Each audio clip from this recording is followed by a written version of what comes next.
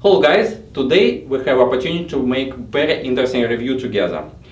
Dazmode was very lucky and I'm personally proud of receiving sponsorship item from a Caselabs. Caselabs is a premium manufacturer of a computer cases specifically oriented on enthusiast market. For anybody who wants to create a dream machine without any compromises, it's really hard to overlook options offered by Caselabs, by their lineup of the cases. And anybody who watched our channel already saw how much opportunities we have with our Venom build. On that note, it's even more interesting to look on the products that we have here together, because most of the Caselabs cases is pretty big, full-size towers. And this product that was just recently released by Caselabs is actually a medium tower model.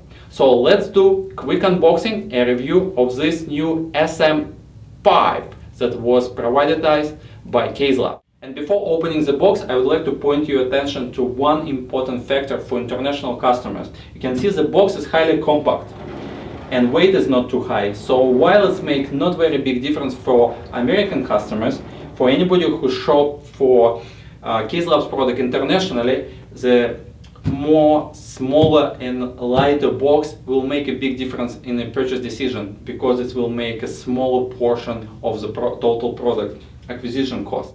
Alright guys, let me spare you from a cutting carton box this time. The packaging of the product is very good but simple. You have a very strong plastic around the box or around the case itself, and you have a soft foam corners in every corner.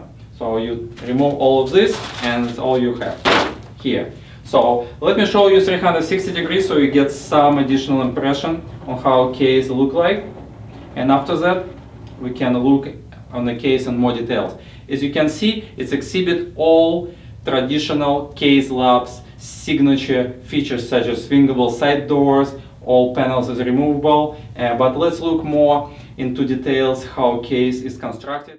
Let's start talking about the case from the exterior colors. As you see, I got a white case, but also it's available in black, and this is part of my SMH10, so we can compare the colors here on the contrast level. Both is power coded, very good quality, kind of matte finish, not shiny. You also can order case in a gray pre-primed condition and paint any color you want, but if you don't want to deal with any painting, your choices is limited to two. It's either white or it's black. So let's remove this part for now and look in more details in case itself. I think the best way to start talking about any Caselabs product to give a proper tribute to clever way how they decide the side panels. When with other cases, you typically either need to unscrew a number of screws on the side or press some button and slide the panel and then figure out what you do with this without scratching your side window. With the Caselabs, they have a hinged design which allow you to swing door open just like a door, basically. So when you need to get into the guts of your computer, you just open it up, you do whatever you need to do, and you close it after that. Very easily. It's a huge convenience factor. For me personally, believe it or not, for my Silent Sniper build that I did early summer, and some of you might still remember it, this is a cube case with side panel with a bunch of thumb screws, and because I always need to check something or answer some question to my customers, this nuisance with putting side panel in and out, it just was too much for me. I'm running this computer for many months right now without any side panel. But I have a lot of dust as a result of it. With my new build, hopefully when I finish my Venom, for whatever reason I want to get inside, I open it up, I do whatever I do, I close it up, and I will keep my parts clean. So this convenient feature is huge and basically unmatched by any other manufacturer on the market. For me, that's enough to buy this product. Let's inspect the internals of the case. For that, I will remove a side panel. Can be done really easily. You just lift it a little bit and it gets detached, and we can put it aside for the time being. One thing that you need to remember before you purchase SM5 as your next case is it's specifically built for micro ATX type of the motherboard. And while most of us would think about bigger size of motherboards when we imagine enthusiast type of the build, I think with the general miniaturization of a computer electronics, we will see more and more gamer and enthusiast oriented product in a smaller form factors. One of the example can be Asus Gen motherboard. That's a very desirable type of the product that actually I'm looking for myself to consider to buy. You can put a very potent CPU, dual GPUs in MikroTik's form factor, and that's it. You can build really potent gaming machine out of it. So this is, I think, very smart thinking from the Caselabs management, that they allow to smaller type of motherboard to have a fully customizable and very flexible type of the case for this kind of build. Because typically when you choose MikroTik's type of the case, it's usually so tiny, you better forget about any water cooling, any additional components into it. So let's look inside. As you can see, the same as with the bigger brothers, SM5 allows to have motherboard tray fully removable, so we can just slide it out. Extremely good feature. It's so convenient when you put your tray on a table, you put your motherboard on, you put all other components you require. It doesn't matter air-cooled or water-cooled, all the blocks or fans. It's much easier to work on the components on an open surface rather than go inside of the small case. So this is a big feature. For this model, you can have a normal or reversed of motherboard, the same as for the bigger brothers. So if you want reversed, this can be reversed. You can put it inside. It's a good idea maybe to look on the back of the case now. As you can see, you can put your power supplies in two positions. Power supply in two positions, either on the bottom of the case or on the top of the case. And if you keep it on the top, that actually allows you to have a triple radiator on the bottom of the case. You can see there's a 3 provisioning for the fans. So you can put triple right here. You have enough clearance between motherboard and all your hardware, even in the push-pull position for your radiator, so it's quite a visible type of configuration. One thing that I want you to remember, if you decide to run radiator on the bottom and you also want to keep your computer on your desk, you might don't like this kind of setup. I had it before, so when you blow air out of your case because you don't want to heat up all your components, it's a lot of wind coming from under the case and it might bother you. At least it bothered me. So remember, if you want to do this kind of setup, think if it will bother you or not. If we have power supply more traditional on the bottom, then we probably still have 2-1 fan, depend how big your power supply available for mount on the bottom of the case, and we have top of the case fully available for our water cooling radiator options. And you also can see that the spacing between the top of the case and where the motherboard starts, it's very generous. So this is really great that they Caselabs allow you to put really thick radiators in this particular configuration. You don't need to think, oh, will you hit your RAM or your other blocks or not. So this is really nice. The same as with other bigger models, the top panel is fully detachable. You can choose if you want it ventilated or not. Obviously, I ordered in ventilated case, in ventilated model, because I assume that the radiator will be installed on the top of the case. And here you can have some flexible options as well. Let me just fix motherboard tray so it doesn't slide anywhere. So right now you can see, I'll just put it here. You have this plate installed with provisioning for two 140mm fans. So you can put dual 280 radiator right here with all tubing coming in front of the case. If you don't like it, all you need to do, you just unscrew a few screws, flip your panel another direction and have all this connection coming on the back. So that's quite good way to put things in order. And if you don't like 140 type of radiator and prefer 120 type of radiator, you can order a case with a different top plate which allows you to put triple 120mm rod on the top of the case. And again, you can have it this way or you can have it this way. It's very smart. I have a both options here just to show you how it works.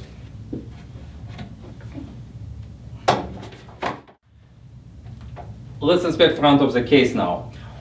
One thing that I really love to see here is that your power buttons, your USB, your audio connections, all in place. You don't need to worry about this. It can be a bigger problem than you think. When I have my Silent Sniper build from XSPC, they provide nothing. I had to run around to figure out what kind of bay device I will buy just to give myself USB connection on the front, which is kind of important, because if you want to connect your photo camera or any other USB stick, you don't want to go around the case and you try to find this hole where you can stick it in, so it's much easier in the front. So this is just taken care of, and I can see it's USB 3 as well. With other cases, they can be provided like LD case, but it's not pre-installed. So here, everything done, you open up, you're happy, right? You don't need to work with screwdrivers or any additional work. So this is a good thing to have. Let's look at the number of the bays we have. So the standard configuration, you have a 3 bays, and bottom portion usually the standard you have just 3 bay covers.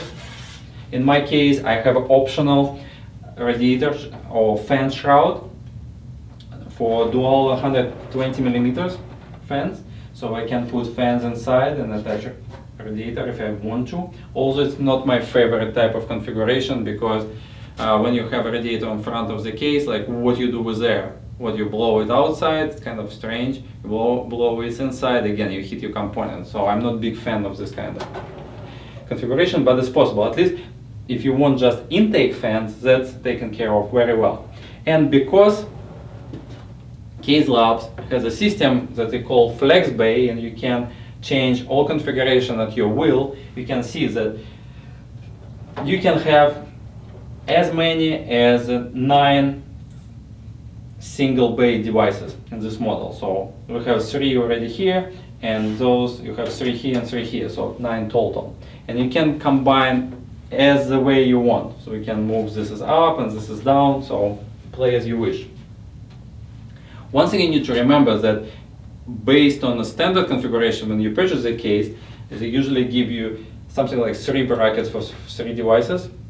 And if you want anything more than this, it's actually an extra option and you need to buy it separate. So like in my case with my Venom build, because I want a lot of hot swappable hard drives all over the place to fill that on the front of the case, I actually have to purchase additional brackets to achieve that result. Let's look on the other side of the case. We have the same swingable type of the side panel as we had on the other side. No need to unscrew anything, can't get enough of this feature. And we have all these wires here from front EO panel. And I'd like to point you to the fact that all these motherboard wires is already pre-sleeved in high density black sleeving, and not some cheap stuff that usually you see on mass-produced cables. You can't see this yellow and red wires at all, so it's good quality sleeve here. Everything is black, very nice, custom look. And if by now you start asking where the hell I put my hard drives, here's your answer here. We have a provision for 2 hard drives brackets. Obviously can be modified to put SSDs with adapter, but 2 hard drives just behind the motherboard tray. And if that's not enough and you're willing to have more, then your options would be to put something in one of the front 525 bays. But 2 right there. One thing that we never discussed before is this location and number of the grommets. So you can see there's enough wires for all provisioning of your cables that you need, like wires from your fans, from your radiator, all these power cables from the motherboard, so all this connection very nicely done. Traditionally, a very thick rubber to mask those cutouts and the motherboard tray. Very nice quality, I really like it. And good contrast with black and white color scheme as well. So let's close this up.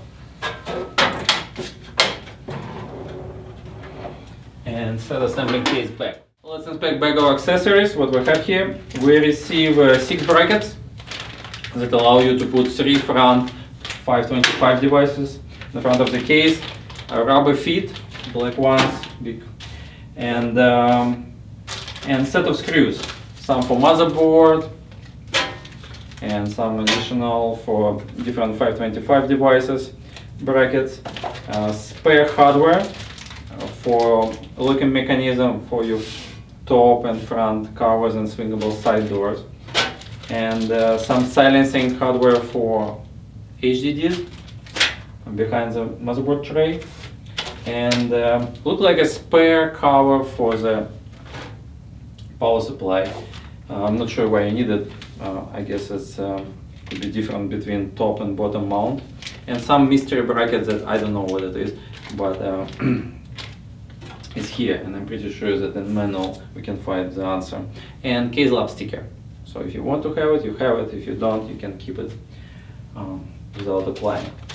So there's some hardware that I actually ordered separately, not related to this case. I hope you enjoyed this video, and I'd like to thank you, Caselabs, again for providing this wonderful sample. And as you already may know, this particular case will be drawn as a prize for the month of February as a customer appreciation. Anybody from US and Canada who purchase anything at Dazmode automatically enter to the draw. One lucky number will be drawn in March, and we'll just ship this case for free for some lucky guy. I wish I have this case for myself, but I will not. Somebody else will have it.